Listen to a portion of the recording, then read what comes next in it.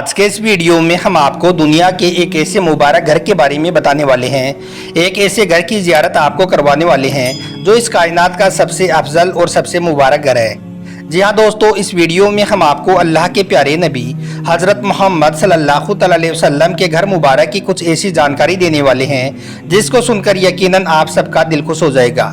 जैसे कि आप सल्लल्लाहु अलैहि वसल्लम का घर किस तरह से बना था, आपके घर के अंदर क्या क्या है, ऐसी कौन सी चीज़ें थी जिनको आप इस्तेमाल करते थे। इस तरह से आपको नबी पाक के घर की खास जानकारी देने वाले हैं। इसलिए आज का यह वीडियो आप सभी के लिए बहुत खास है, आप इसको आखिर तक ज़रूर देखें। और अगर आपको अल्लाह के प्यारे नबी हज़रत मोहम्मद सल्लल्लाहु अलैहि वसल्लम से सच्ची मोहब्बत है तो आप इस वीडियो को दिल से एक लाइक करें और कमेंट बॉक्स में सुभान अल्लाह लिखकर शेयर भी कर दें ताकि और भी लोग इस मुबारक घर की ज़ियारत कर सकें। तो चलिए दोस्तों शुरू करते हैं। दोस्तों, ये वो मुबारक घर है जिस पर इस कायनात की तमाम रहमतें, नेमतें और बरकतें सबसे ज़्यादा बरसी हैं। जब हम इस मुबारक घर को देखती हैं तो सबसे पहली चीज़ जो हमारी नज़रों को सबसे ज़्यादा लुभाती है वो है इस घर की सादगी। ज़रा सोचिए, हज़रत मोहम्मद सल्लल्लाहु अलैहि वसल्लम जो अल्लाह के आखिरी और सबसे प्यारे नबी थी, जो दोनों जहां के बादशाह थी, अगर वो चाहते तो सोना चांदी के महलों में रह सकती थी, मगर आपने इस घर को पसंद फरमाया। इससे मालूम चलता है कि आप इस दुनियावी ज़िंदगी को क्या हैसियत देते थे। दोस्तों, कुछ अरसे पहले सऊदी हुकूमत के कुछ लोग कुरान और हदीस को मद्देनजर रखते हुए उस घर में दाखिल हुए जिसमें अल्लाह के प्यारे नबी हज़रत मोहम्मद सल्लल्लाहु अलैहि वसल्लम जो दोनों जहां के सरदार हैं रहा करते थे। सऊदी हुकूमत ये देखना चाहती थी कि अल्लाह के नबी का घर किस तरह से बना हुआ है और वो किस तरह से इस घर में अपनी ज़िंदगी सादगी से बसर किया करते थे। इसलिए सऊदी हुकूमत के कुछ लोग इस घर के अंदर दाखिल हुए और यही नहीं बल्कि इस मुबारक घर की कुछ फ़ोटोज़ भी उन्होंने सोशल मीडिया पर शेयर की। इसलिए हमने सोचा कि जो लोग वहां तक जा नहीं सकते हैं वो लोग यहीं पर घर बैठे इस मुबारक घर की ज़ियारत कर लें और इस घर की खास बातों के बारे में जान लें। दोस्तों, इस घर को देखकर आपको मालूम चल गया होगा कि अल्लाह के रसूल सल्लल्लाहु अलैहि वसल्लम के घर की साख कैसी थी, उसका स्ट्रक्चर और उसकी डिज़ाइन कैसी थी। आप देख पा रहे होंगे कि इस घर के बीच में एक चारपाई रखी है और पास में ही एक चटाई बिछी है जिस पर घर के बर्तन वगैरह रखे हुए हैं। रिवायतों के मुताबिक यही वो कोना है जहां पर अल्लाह के प्यारे नबी हज़रत मोहम्मद सल्लल्लाहु अलैहि वसल्लम आराम फरमाया करते थे और इसी के दूसरे कोने में खाना पकाने और आटा पिसाई का काम किया जाता था। और पास में ही एक पानी की मटकी रखी हुई है जिसमें आप सल्लल्लाहु अलैहि वसल्लम के लिए आपका एक गुलाम जिसका नाम गुरेज था, वो मलिक बिन नाजिर के कुएं से आपके लिए ठंडा और मीठा पानी लाकर भरा करता था। घर में जहां पर चारपाई रखी हुई है उसके ठीक ऊपर आपको चमड़े की एक छोटी सी मस्क भी नजर आ रही होगी। यही वो मस्क है जिसमें आपके घर में पानी स्टोर किया जाता था। इस घर के बीच में आपको जो रोशनियां दिखाई दे रही हैं वो तो जाहिर सी बात है कि सऊदी हुकूमत ने इस मॉडल घर को रोशन करने के लिए लगाई हैं। लेकिन आप सल्लल्लाहु अलैहि वसल्लम की हयात ज़िंदगी में इसी हिस्से में एक छोटी सी जगह बनाई हुई थी जिसमें आपके घर का चिराग रखा जाता था। दोस्तों, सीरत की किताबें बताती हैं कि अल्लाह के नबी हज़रत मोहम्मद सल्लल्लाहु अलैहि वसल्लम के घर में खजूर के तनों के पिलर्स बने हुए थी। दीवारें जो थी वो लाइन बाई लाइन पत्थरों को रखकर बनाई गई थी। छत जो थी वो पूरी खजूर के पत्तों से बनी हुई थी। आप सल्लल्लाहु अलैहि वसल्लम के घर की हाइट कितनी थी, यानी कि आपके घर की छत कितनी ऊंची थी, इस पर हज़रत हसन बसरी रहमतुल्लाहि अलैहि फरमाते हैं कि हज़रत उस्मान गनी रज़ी अल्लाह तआला अन्हु के ज़माने में एक मरतबा में अल्लाह के रसूल सल्लल्लाहु अलैहि वसल्लम के बीवियों के कमरों में गया तो उस वक्त मैंने वहाँ पर खड़े खड़े घर की छत को हाथ लगा दिया। यानी कि आप सल्लल्लाहु अलैहि वसल्लम के घर की छत की हाइट इतनी थी कि कोई भी आदमी खड़ा खड़ा आसानी के साथ में उसको हाथ लगा सकता था।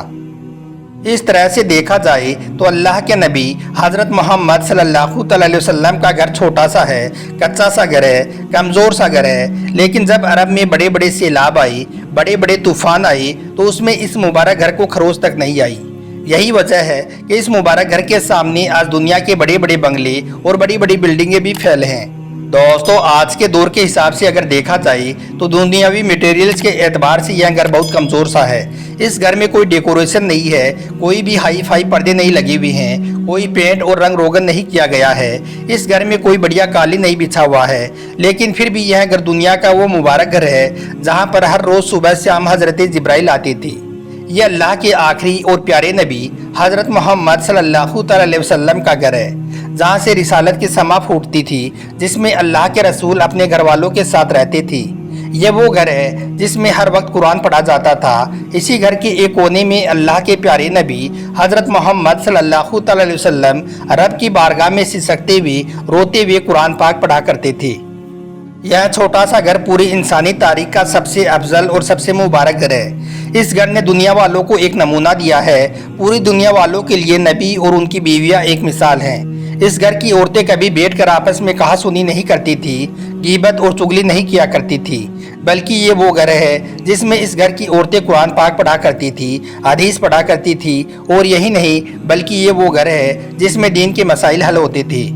دوستو، اللہ کے پیارے نبی حضرت محمد صلی اللہ علیہ وسلم کی ہر بیوی کے پاس میں ایک کمرہ تھا، اور ہر کمرہ 7 ہاتھ لمبا اور 7 ہاتھ چوڑا، یعنی کہ تقریباً 10.5 فٹ لمبا اور تقریباً اتنا ہی چوڑا تھا۔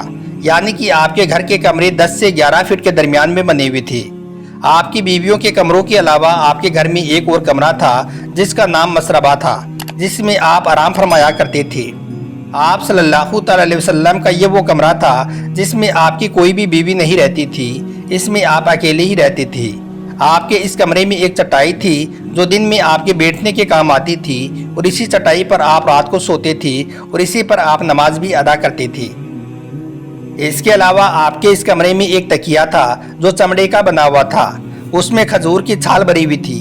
آپ صلی اللہ علیہ وسلم ہمیشہ نیچے سونا پسند کرتے تھے، یعنی کہ آپ چارپائی پر سونا پسند نہیں فرماتے تھے۔ اس کے علاوہ آپ کے اس کمرے میں ایک پیالہ تھا جس میں آپ پیتے بھی تھے اور اسی میں آپ کھانا کھاتے تھے۔ روایتوں میں آتا ہے کہ اللہ کے نبی صلی اللہ علیہ وسلم نے کبھی بھی پلیٹ میں کھانا نہیں کھایا۔ دوستو، ایک مرتبہ ایک صحابی رضی اللہ تعالیٰ عنہ سخت بیمار ہو گئی، مگر وہ اللہ کے فضل سے کچھ دنوں میں صحت مند ہو گئی۔ اس لیے انہوں نے خوش ہو کر اپنے مال کا 1/3 حصہ بانٹنے کا ارادہ کیا۔ اس لیے پھر وہ ایک دن اللہ کے نبی حضرت محمد صلی اللہ علیہ وسلم کے گھر آئی اور حضرت عائشہ کو 70,000 درہم تحفے میں دے دیے۔ یاد رکھیں، اللہ کے نبی اور ان کے گھر والوں کے رہنے کا طریقہ الگ تھا، اس لیے یہ کبھی نہیں سوچا کہ ہمارے پاس میں ایک جوڑا پہننے کو ہے تو دوسرا لے لیں۔ یہ نہیں سوچا کہ ہمارے گھر چھوٹا ہے تو اس سے بڑا اور اس سے اچھا بنا لیں۔ یہ نہیں سوچا کہ آج 70,000 درہم تحفے میں ملے ہیں تو یہ شاپنگ کر لیں یا وہ چیزیں خرید لیں۔ یہ نہیں سوچا کہ ان سے کوئی بزنس کر لیں یا پھر کوئی فیوچر پلان بنا لیں، بلکہ 70,000 درہم تحفے میں ملنے کے بعد میں حضرت عائشہ نے اپنے ایک غلام کو اپنے پاس بلایا اور کہنے لگی کہ یہ اتنے روپے فلاں غریب کو دے آؤ، یہ اتنے روپے سے فلاں غلام کو آزاد کرا دو، یہ اتنے روپے فلاں غریب کو دے آؤ۔ اس طرح سے کرتے کرتے شام تک ان سارے پیسوں کو غریبوں میں خرچ کر دیا۔ پھر جب شام کا وقت ہوا تو حضرت عائشہ کی ایک باندی آپ کے پاس آئی اور کہنے لگی، ماں عائشہ، افطاری کا وقت ہو گیا ہے، گھر میں اگر کچھ ہے تو کھانے کو دے دو۔ یہ سن کر حضرت عائشہ کہنے لگی کہ گھر میں تو کچھ بھی نہیں ہے۔ اس پر وہ باندی کہتی ہے کہ ابھی تو 70,000 درہم آئی تھی، ان کا کیا ہوا؟ اس پر حضرت عائشہ نے فرمایا کہ وہ تو سب میں نے غریبوں میں بانٹ دیا۔ مطلب کہ حضرت عائشہ کے گھر میں سب نے پھاقے پر روزہ رکھا، گھر میں کھانے کو کچھ نہیں تھا، پھر بھی آپ کے گھر میں 70,000 درہم تحفے میں آنے کے بعد بھی آپ نے یہ نہیں سوچا کہ گھر میں اچھا کھانا منگا لیں یا اچھی ڈش تیار کر لیں، بلکہ آپ نے ان سارے پیسوں کو غریبوں میں بانٹ دیا۔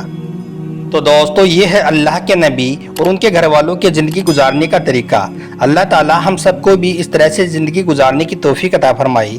آمین، اللہم آمین۔